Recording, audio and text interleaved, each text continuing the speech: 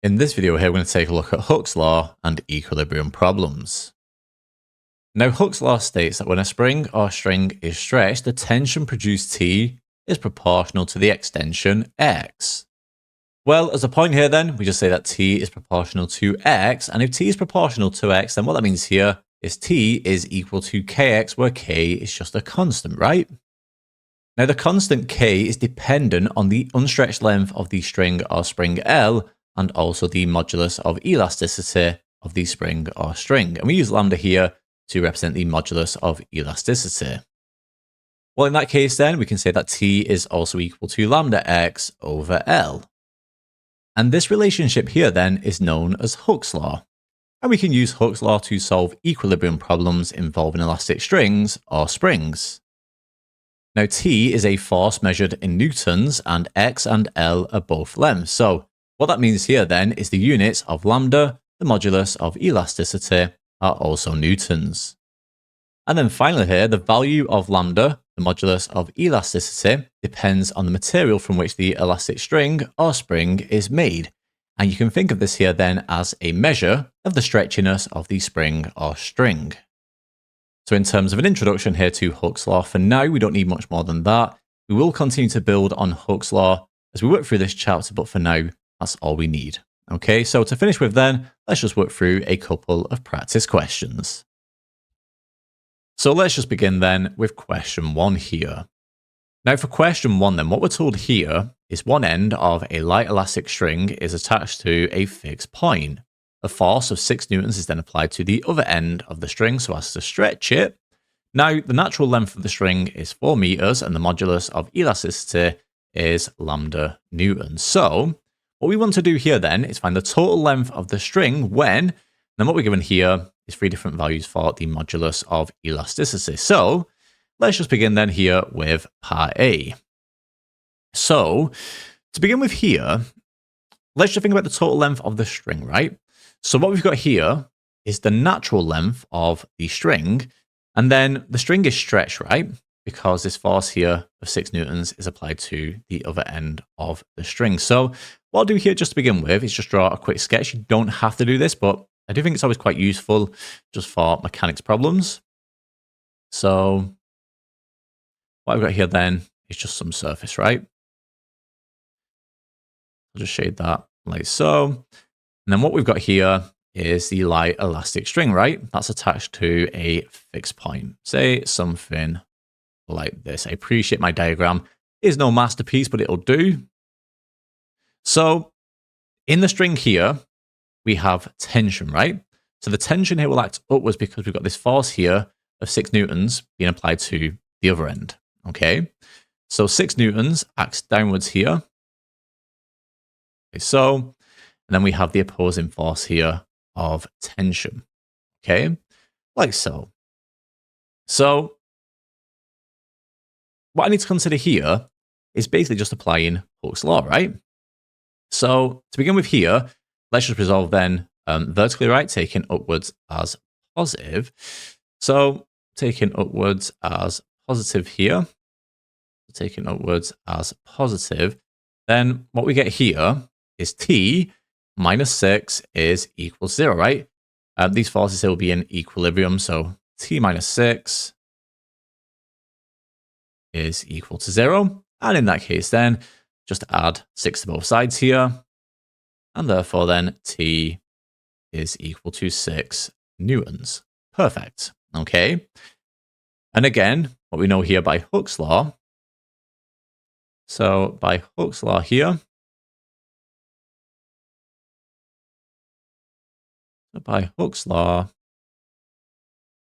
we know then that T is equal to lambda x all over L. So lambda is the modulus of elasticity.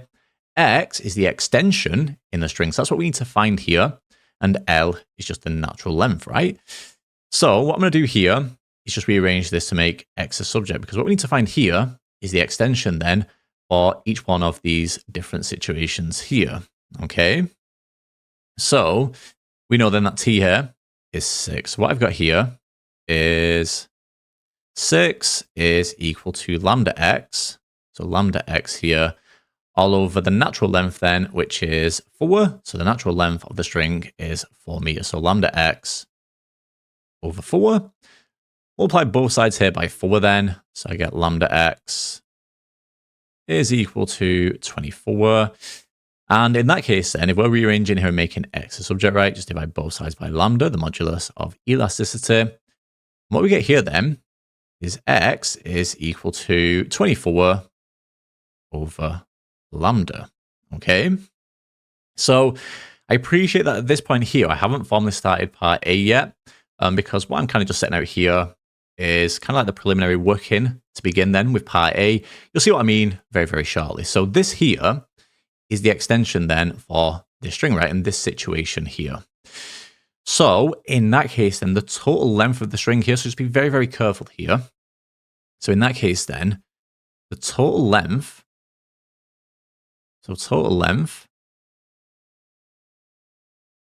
of the string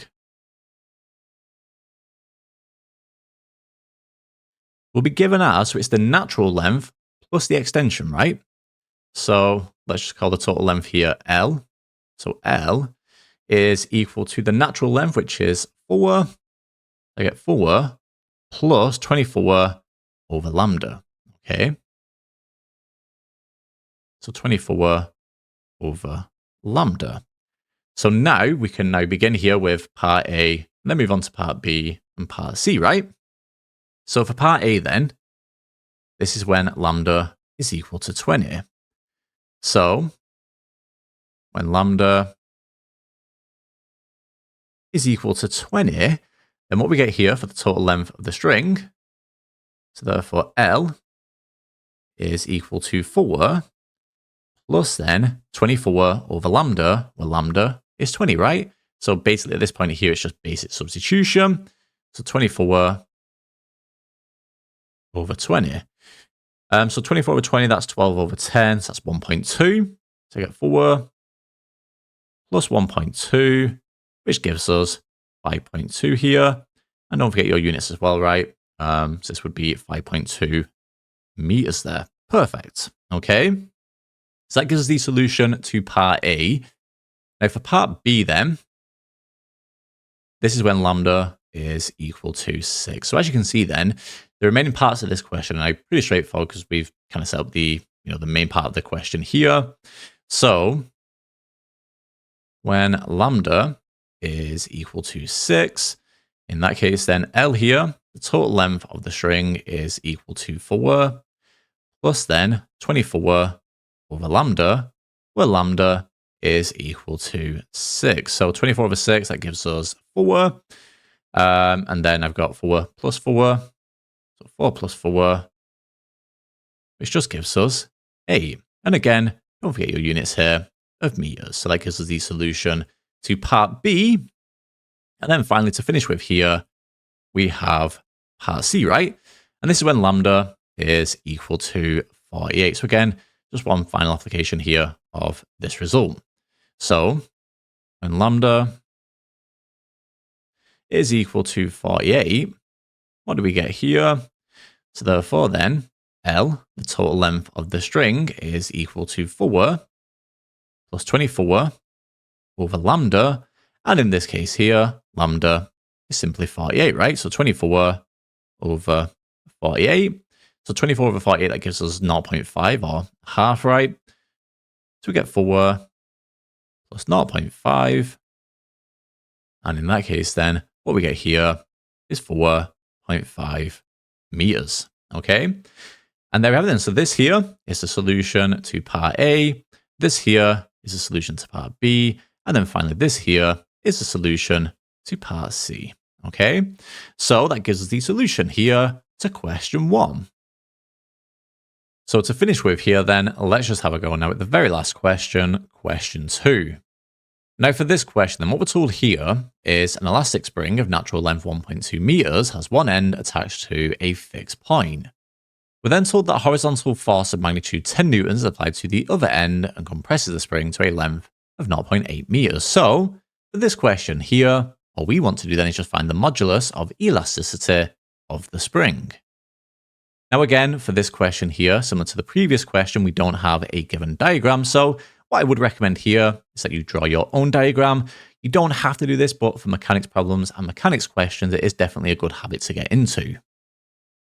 Now what we're talking about here is a horizontal force rather than a vertical force. So what I'll draw here is some kind of surface, like so.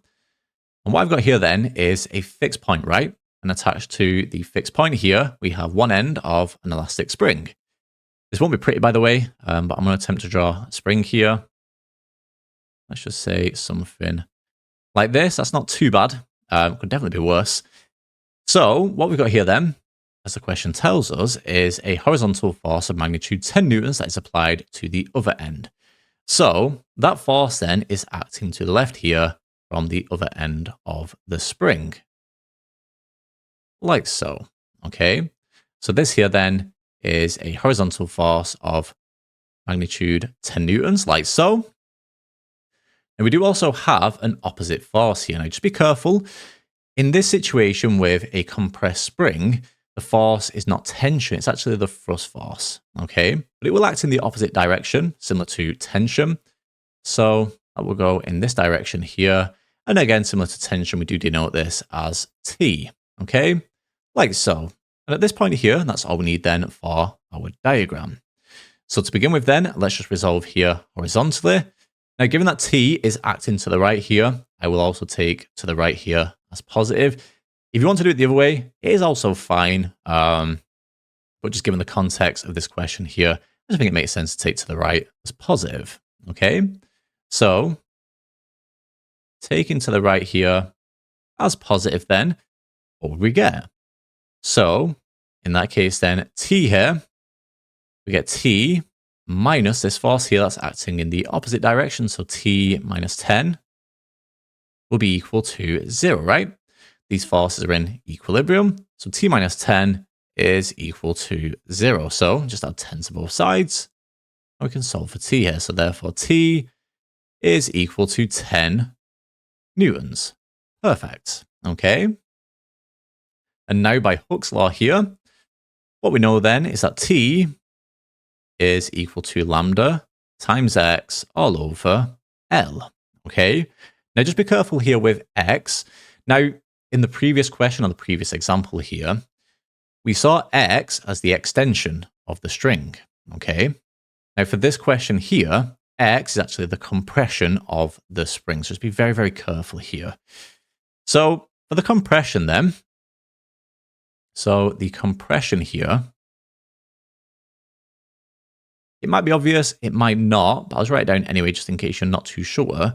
So the compression here will be, so it's the natural length, so that's 1.2, minus here, the new length of 0.8. So the compression here would simply be 0.4 meters. Okay, so just be very, very careful for that. So what do we get here then? So we know that T is equal to 10. So putting this all together then, T is 10. So we get 10 is equal to lambda times x. Now clearly we don't know what lambda is. That's what we're looking to solve for because we want to find the modulus of elasticity of the spring, but I'll keep it here just as lambda for now. We want to solve for this, right? We then times it by x, so x here is 0.4. So lambda times 0.4 all over L. And don't forget here that L is just simply the natural length. So the natural length here is 1.2. Okay, perfect. What you can do here then is just times both sides by 1.2. What you can also do here is just change 0.4 and 1.2 to fractions, and we can kind of just cancel down here. I'll just do that, see that I'm doing it by hand anyway. So 10 is equal to, so I get 4 over 10 lambda all over, so 1.2 is 12 over 10. So 12 over 10 like so. So these denominators here are 10. They'll just cancel. So what I get here then is, so I get 4 lambda. So 4 lambda over 12 is equal to 10. We can also just divide here by 4, right? So lambda over 3 is equal to 10. And then finally, right, just times both sides by 3 here. In that case, then what we get here for lambda is 10 times 3, which gives us 30. Okay, so just summarize here then. So therefore then, the modulus. So the modulus here of elasticity, hopefully I can spell this correctly. So elasticity, English is not my strong point. So the modulus of elasticity of the spring